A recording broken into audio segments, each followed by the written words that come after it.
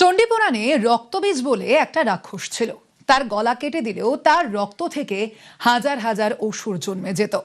গল্প বলছি না, বাস্তবের রক্তবীজের দেখা মিলল পাকিস্তানে। অপারেশন সিঁদুরে জৈশ-এ মোহাম্মদ জঙ্গি গোষ্ঠীর সদর দপ্তর গুড়িয়ে দিয়েছিল ভারতের মিসাইল। পাক পাঞ্জাবের ভাওয়ালপুরে সেই মার্কাজ সুবহান আল্লাহ আবারও তৈরি করে ফেলেছে পাকিস্তান। তাও আবার সেখানে রেকর্ড টাইমে তা আবারও গড়ে ফেলেছে পাকিস্তান।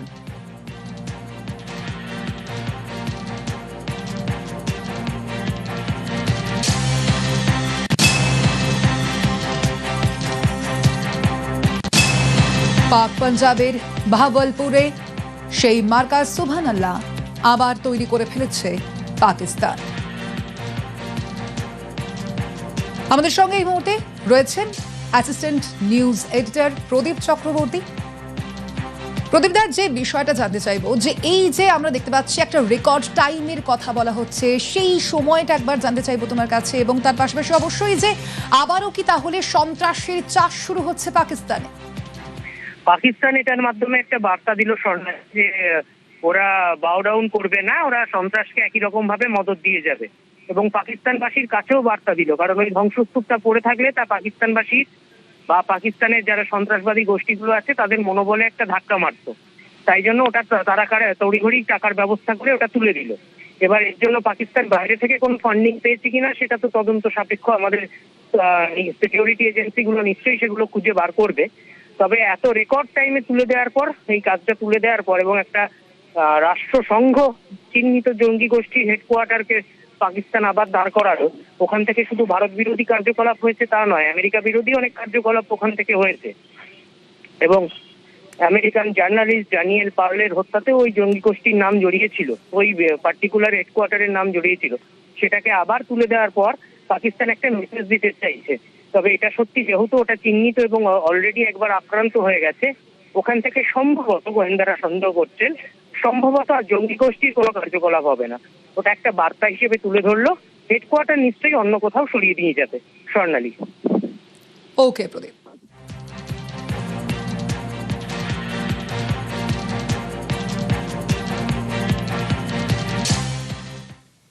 আবার নজর রাখবো রাজ্যের খবরের দিকে। তৃণমূল নেতাদের জঙ্গি যোগ। তৃণমূল জমানায় পশ্চিমবঙ্গের সীমান্ত এলাকায় জঙ্গি ঘাঁটি, বিস্ফোরক অভিযোগ করলেন রাজ্যের মন্ত্রী অর্জুন সিং। বাংলায় বহু সংখ্যক তৃণমূলের যারা ক্রিমিনাল, তাদের মধ্যে জঙ্গি যোগ আছে। পশ্চিমবাংলাকে মমতা ব্যানার্জি সরকার সেফ প্যাসেজ বানিয়ে রেখে দিয়েছে। এই সেফ প্যাসেজের জন্য ওই খারিজি মাদ্রাসা, বর্ডার এলাকা, এখানে কিন্তু জঙ্গিরা একটা ঘাঁটি করেছে। আস্তে আস্তে সেই ঘাঁটিগুলো ধরা পড়ছে। আপনি নিশ্চিতভাবে বুঝতেই পারছেন এই দেশের স্বরাষ্ট্রমন্ত্রী এই 3 মাসে 3 বার 9 দিনের জন্য বাংলায় এসছে। নিশ্চয়ই কোনো ইনপুট আছে, আরো সেন্ট্রাল ফোর্সকে এখানে ডিপ্লয়মেন্ট করা হয়েছে, তার মানে সামথিং রং। হাওয়ায় কথা না বলে তদন্ত করে ব্যবস্থা নিন, পাল্টা তোপ দাগলেন মমতাপন্থী তৃণমূল বিধায়ক কুণাল ঘোষ। অর্জুন সিং যদি এত কিছু বলে থাকেন, দেখুন উনি এতবার বিজেপি করেছেন, এতবার তৃণমূল করেছেন, এইসব ব্যাপারগুলো, বেশ কিছু অস্ত্রের ব্যাপারেও ওনার জ্ঞানকে আমরা অত্যন্ত গুরুত্ব দিই, সম্মান করি, বেশ কিছু অস্ত্র প্রয়োগের ব্যাপারে। 2, আজকে কেন্দ্রীয় সরকারও ওনার, রাজ্য সরকারও ওনার যদি কোনো অভিযোগ থাকে, কারুর কোনো খারাপ লিঙ্ক থাকে, কিছু থাকে, ওনারা সরাসরি ব্যবস্থা নিন না, অ্যারেস্ট করুন না, তদন্ত করুন না। শুধু এইরকম কাদা ছড়ার মতো হাওয়ায় কথা বলে লাভ কি আছে? সরকারি জায়গায় গাছ কাটা ঘিরে উত্তেজনা। তৃণমূল পঞ্চায়েত প্রধানের নির্দেশে গাছ কাটার অভিযোগ। হুগলির গোঘাটের কমুরসা এলাকার উত্তেজনা। তৃণমূল পঞ্চায়েত প্রধানের বাড়ি ভাঙচুরের ঘটনা। গাছ কাটার অভিযোগ অস্বীকার প্রধানের। হুগলির গোঘাটের কমুরসা এলাকার এই ঘটনা, সেখানেই অভিযোগ সামনে এসেছে। সরকারি জায়গায় গাছ কাটা ঘিরেই উত্তেজনা সৃষ্টি হয়েছে। তৃণমূল পঞ্চায়েত প্রধানের নির্দেশে গাছ কাটার অভিযোগ সামনে আসছে। হুগলির গোঘাটের কমুরসা এলাকার এই ঘটনা। এই ঘটনায় শুরু উত্তেজনা। তৃণমূল পঞ্চায়েত প্রধানের বাড়ি ভাঙচুরের ঘটনা ঘটল। গাছ কাটার অভিযোগ অস্বীকার করেছেন প্রধান।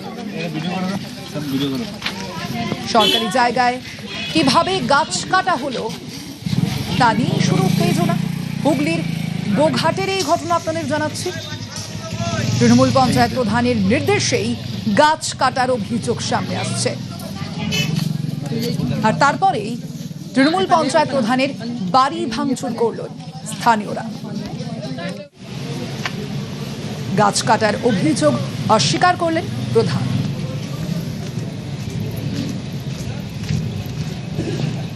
প্রধান নিজে থেকে এত কিছু করিয়ে এখন নিরীহ যে দেশ কি করিয়েছে?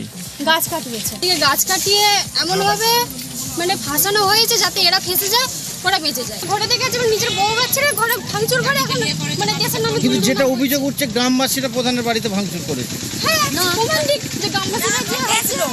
গাছ শুকিয়ে যায়, সেই শুকনো গাছ গ্রামের মানুষ জ্বালনের জন্য ব্যবহার করছে। সেইটা আমরা গ্রামের প্রধানকে জানানো হয়েছে।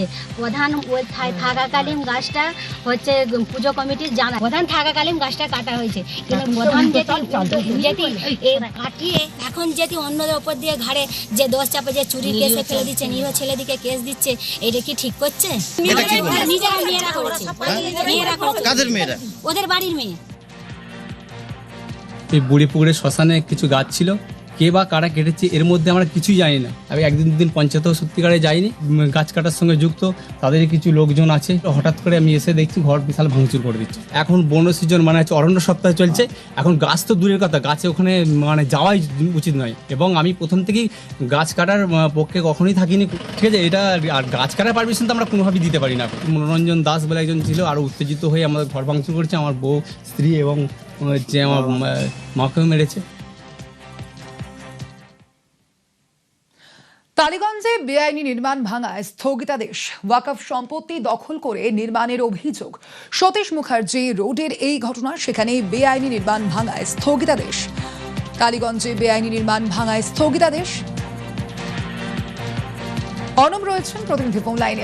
অর্ণব, ঠিক এই যে স্থগিতাদেশ দেওয়া হয়েছে সেখানে ঠিক কি কি অভিযোগ সামনে আসছে এই নির্মাণের ক্ষেত্রে? কোথায় কোথায় অনিয়ম রয়েছে? দেখো, অনিয়মের বিষয়টি কলকাতা পুরসভার সামনে আসে এবং তাই কলকাতা পুরসভা আইন মেনে তারা পদক্ষেপ করেছিল এবং পদক্ষেপের ধাপ হিসেবে তারা ডিমোলিশন অর্থাৎ সেটাকে ভেঙে সরিয়ে দেওয়ার কাজ শুরু করতে চায় আজকে। কিন্তু আজ রবিবার ছুটির দিন, কলকাতা হাইকোর্টের এমনি কাজের দিন নয়, কিন্তু প্রায় 100টি পরিবার ওই নির্মাণের মধ্যে তাদের জীবন জীবিকা বা থাকার বাসস্থান সবই একসঙ্গে রয়েছে।